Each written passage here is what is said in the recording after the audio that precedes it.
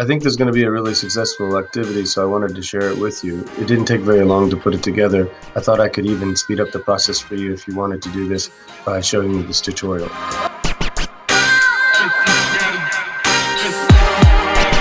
Of course, this idea wasn't originally mine. I got it from PE Geek. They gave some instructions and some links that I could use to get started. There are probably other QR code generators. I used the one that's suggested by PE Geek. I clicked Get Started, and then I typed in the questions. I didn't need to follow the format that as they suggest above the text box. I just typed in the question and then put an asterisk. I didn't have to put any numbers. And all I did in this case was put in questions. Later on, I did another one for the answers and another one for exercises. I actually typed all my questions out in Word first, and I forgot to put the asterisks behind each question, so I had to go back and do it before I created the QR challenge. Once you're done entering at least 5 questions, click Create QR Challenge, and then that'll create a link to the QR challenge. Click that, and then click another link. It says these QR codes, and that will create the QR codes that you need. You could print them out like this if you wanted to, but I found them to be quite large. I knew that some of the trivia questions would be difficult for the students to answer, so I created a separate bunch of QR codes for the answers. At each of the stations, I wanted students to do an exercise, so I created another QR code for those.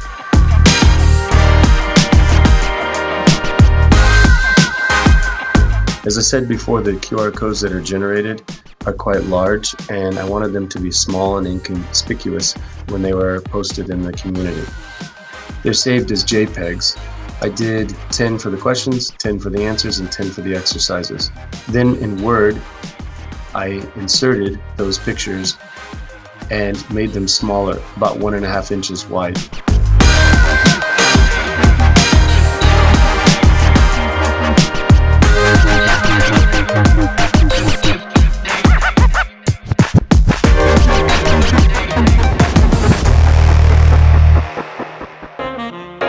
When I was done, I printed them out, cut them into small strips, just showing the QR code, and had them laminated.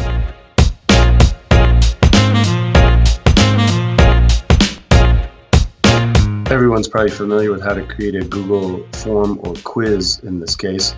I wanted it to be scored automatically at the end. I'm just showing you this so you can see some of the examples of questions that I came up with.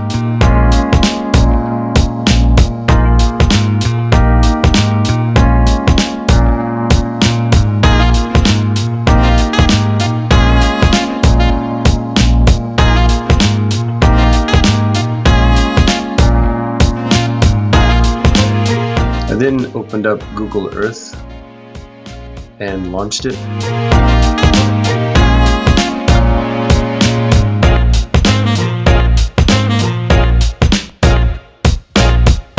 Once it starts up, I click on Project,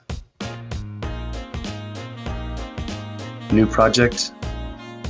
It's going to create the project in Google Drive.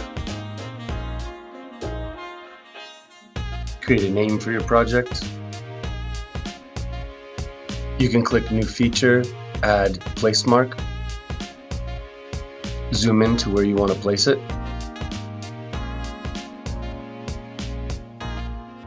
Get as close as possible to make it as accurate as possible.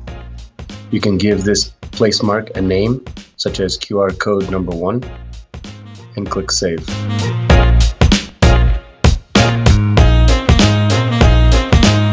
Move to your next location where the next place mark is going to go, and instead of adding a new feature, you can just click the place mark icon down in the bottom left.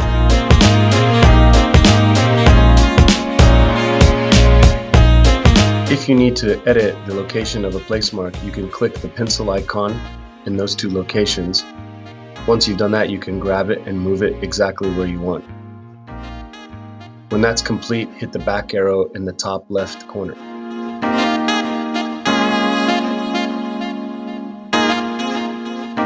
You'll need to create a link by sharing your place marks. You want to create a link that anyone can see. Make sure that that is selected in the drop-down menu. You want to make sure that they don't edit it at all, so make sure Viewer is selected. Then copy the link, click Done, and then I like to post them in Notepad for the time being. I'll come back to this later when I put them into my PS Learning page. I'm going to go ahead and put the URL for the QR code reader as well. So I copy that, again, paste it in Notepad for later. And while I'm at it, I'll do the QR code scavenger hunt quiz as well. In order to do that, click Send, click the link icon, shorten it, copy it, and then paste that into Notepad. Navigate to your PS Learning page.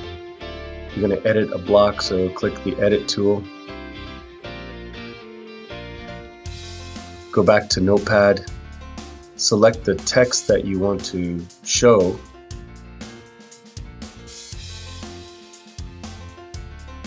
Paste that in.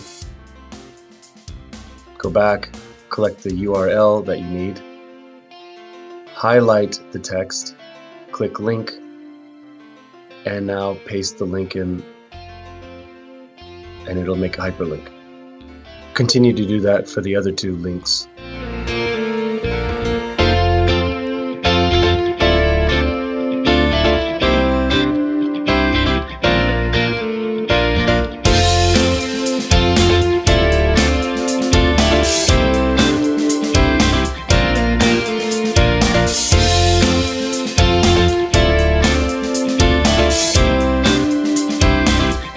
Once you finish creating your hyperlinks that the students will need, click Save.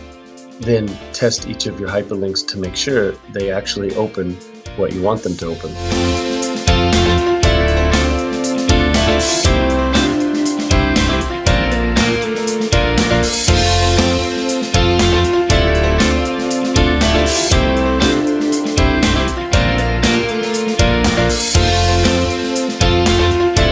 I hope this was a helpful tutorial, and I hope your kids have fun with it. If you see any way to make this better, please don't hesitate to send an email or let me know in some way. Thanks. Bye.